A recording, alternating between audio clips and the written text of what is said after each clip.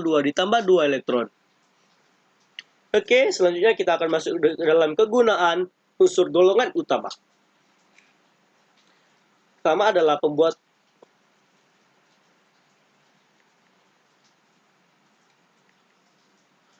helium.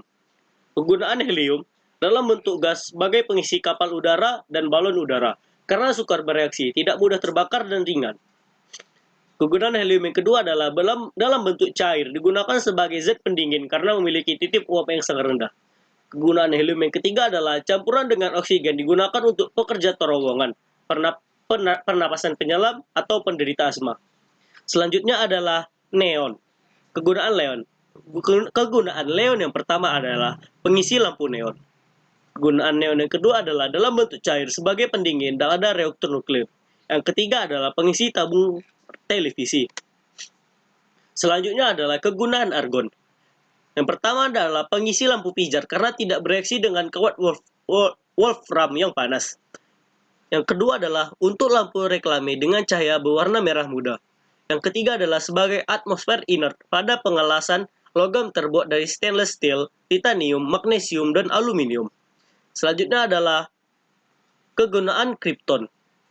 Yang pertama adalah pengisi lampu fluoresensi atau lampu neon bertekanan rendah. Yang kedua adalah untuk lampu kilat fotografi berkecepatan tinggi. Yang ketiga adalah untuk lampu mercusuar. Selanjutnya adalah kegunaan dari xenon. Yang pertama adalah untuk pembuatan tabung elektron. Yang kedua adalah untuk lampu-lampu reklame yang memberi cahaya biru. Yang selanjutnya adalah kegunaan radon. Yang pertama adalah untuk terapi radiasi bagi penderita kanker. Yang kedua adalah untuk sistem peringatan gempa. Selanjutnya adalah kegunaan unsur halogen.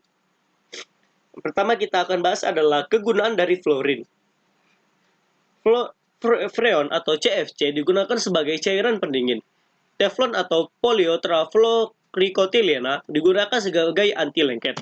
Asam fluorida atau HF untuk membuat lukisan, untuk tulisan, atau sketsa di atas kaca karena melarutkan kaca. Selanjutnya adalah kegunaan dari klorin. Garam dapur NaCl sebagai cairan infus.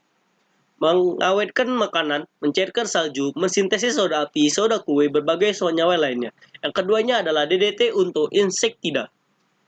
Yang ketiga adalah kaporit CaOCl 2 kali digunakan di desinfektan pada air minum dan kolam renang. Selanjutnya kita akan bahas kegunaan pada bromin. Yang pertama adalah digunakan untuk sintesis senyawa-senyawa karbon. Yang kedua adalah AgBr digunakan dalam sinar X dalam film fotografi. Yang ketiga adalah natrium bromida digunakan sebagai obat penenang saraf. Selanjutnya kita akan membahas kegunaan iodin. Iodoform atau CHCl3 digunakan sebagai zat antiseptik.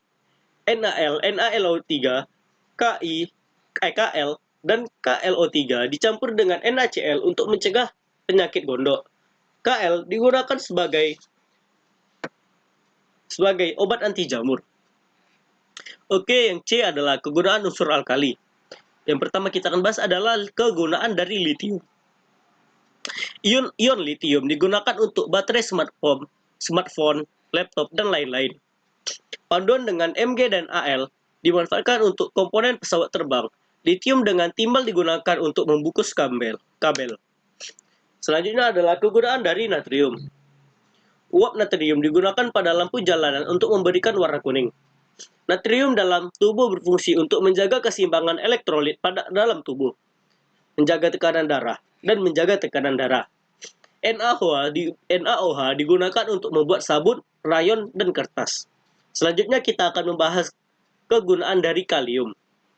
Yang pertama adalah kalium dalam tubuh berfungsi membantu meredakan tegangan di dinding pembuluh darah, mencegah penyempitan pembuluh arteri. Yang kedua adalah sebagai pupuk NPK. Yang ketiga adalah K2CO3 untuk membuat kaca, terutama kaca televisi. Selanjutnya adalah rubidium atau rubidium. Kegunaan pertama adalah digunakan sebagai osilator untuk aplikasi di navigasi dan komunikasi militer. Yang kedua adalah garam rubidium atau garam rubidium digunakan dalam gelas, keramik, dan kembang api untuk memberikan warna ungu. Yang terakhir pada alkali adalah kegunaan cesium. Yang pertama adalah garam cesium digunakan untuk memperkuat ketahanan berbagai jenis kaca. Yang kedua adalah cesium klorida digunakan untuk sel fotoelektrik. Yang ketiga adalah cesium nitrat digunakan untuk membuat gelas optik. Oke, selanjutnya adalah kegunaan unsur alkali tanah atau golongan 2A. Yang pertama adalah kegunaan dari berilium. Yang pertama adalah panduan logam berilium dan tembaga banyak dipakai pada alat listrik. Untuk bahan kaca dari sinar X karena dapat. Magnesium. Selanjutnya adalah kegunaan dari magnesium. MgSO4 atau garam Inggris untuk obat pencahar. MgOH2 kali bubur magnesia untuk antisida atau obat Magnesium, panduan dari Mg, Al, dan Cu untuk konstruksi pesawat terbang. Kalsium. Kegunaan kalsium.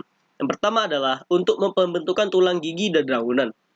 Yang kedua adalah CaSO4 atau gipsum untuk pembuatan cetakan alat keramik dan perekat. Yang ketiga adalah CaOH2 kali atau air kapur digunakan untuk menetralkan keasaman. Selanjutnya adalah strontium. Pertama adalah strontium klorida sebagai bahan tambahan pasta gigi sensitif. Yang kedua adalah strontium nitrat atau SrNO3 2 kali sebagai zat memberi warna merah pada kembang api. Selanjutnya adalah barium. BaSO4 untuk memeriksa saluran pencernaan bahan cat berwarna putih pewarna plastik. Selanjutnya adalah untuk kembang api. Yang ketiga adalah barium karbonat atau BaCO3 2 kali untuk racun tikus. Selanjutnya adalah radium. Dalam bentuk gas digunakan dalam kemoterapi. Oke, selanjutnya adalah kita akan membahas dampak unsur-unsur golongan utama. Pertama, karbon. CO2 atau karbon dioksida terjadi karena pemakaian bahan bakar dari fosil. Adanya pembakaran ini menyebabkan terjadinya efek rumah kaca. Selanjutnya adalah CFC. CFC berdampak negatif terhadap penipisan lapisan ozon dan berkontribusi terhadap efek rumah kaca. Selanjutnya adalah CCl4. Kloroform menyebabkan kerusakan hati dan ginjal dan bersifat racun apabila tertelan. CS2 atau karbon disulfida merupakan senyawa mudah terbakar dan bersifat meracuni. Selanjutnya adalah CO atau karbon monoksida, biasanya dihasilkan oleh asap kendaraan dan proses industri. Karbon monoksida lebih mudah mengikat hemoglobin daripada oksigen. Oleh karena itu, darah akan kekurangan oksigen. Yang kedua adalah dampak negatif penggunaan nitrogen. Campuran NO dan NO2 menghasilkan NO2 yang merupakan hasil pembakaran bahan bakar dari industri atau kendaraan yang menyebabkan terjadinya hujan asam dan asap kabut yang mengakibatkan terjadinya iritasi pada mata dan menyebabkan tumbuhan menjadi kering. Hujan asam dapat merusak pH tanah, perairan, serta merusak bangunan. Ketiga adalah dampak negatif dari silikon. Silikon yang dipakai untuk kecantikan wajah dapat menyebabkan kerusakan bentuk dan melumpuhkan beberapa otot wajah. Hal ini karena silikon dapat membentuk gumpalan dan dapat memblokir aliran darah ke jaringan atau organ tubuh. Yang keempat yang selanjutnya adalah dampak negatif dari fosfor. Fosfor berdampak negatif apabila biji fosfor yang diolah menjadi fosfat larut dalam air, sehingga menyebabkan terjadinya limbah radioaktif. Yang kelima adalah belerang. Hidrogen sulfida merupakan gas sangat beracun yang mempunyai bau seperti telur busuk dan senyawa ini dapat menyebabkan kematian. Asam sulfat. Asam sulfat merupakan zat higroskopis sehingga dapat merusak kulit dan dapat menyebabkan korosi. Selanjutnya adalah dampak negatif dari radon. Radon merupakan unsur gas mulia yang bersifat radioaktif. Radon apabila terhirup oleh manusia akan tertinggal di paru-paru dan menimbulkan kanker. Selanjutnya adalah dampak negatif dari aluminium. Aluminium dapat merusak kulit dan dalam bentuk bubuk dapat meledak di udara bila dipanaskan. Senyawa aluminium yang berbahaya antara lain aluminium oksida yang bereaksi dengan karbon dan berdampak pada pemanasan global. Sekian dari saya. Wassalamualaikum warahmatullahi wabarakatuh.